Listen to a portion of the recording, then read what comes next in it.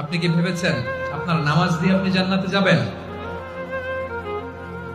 আপনি তাহাজ্জুদ গুজার, সেজদা দিতে দিতে কপালে দাগ ফেলেছেন, এটা আপনারা জান্নাতে নেবে না?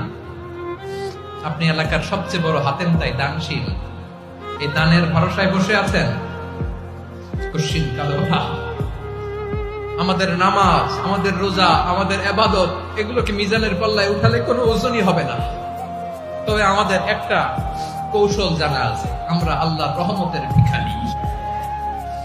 আমরা সেদিন আগেই গুনার স্বীকৃতি দিয়ে দেব। আমরা বলবো, আল্লাহ তুমি প্রশ্ন করার আগে তোমার একটা কথা বলি, আমারে কিছু জিজ্ঞেস করো না, আমি সব করেছি। এমন কোন পাপ নাই যে পাপ আমারে দিয়ে হয় নাই। তোমার রহমত দিয়ে তুমি জান্নাতে পাঠাবা, তোমার দয়ায় জান্নাতে যেতে চাই, আমল দিয়ে না। পারবেন বলতে? কিয়ামতের দিন আমরা বলবো, আল্লাহ আমার আমল দিয়ে জান্নাত চাই না, আমি তোমার দয়া দিয়ে জান্নাত চাই। তোমার দয়া ছাড়া আমার কোনো উপায় নাই।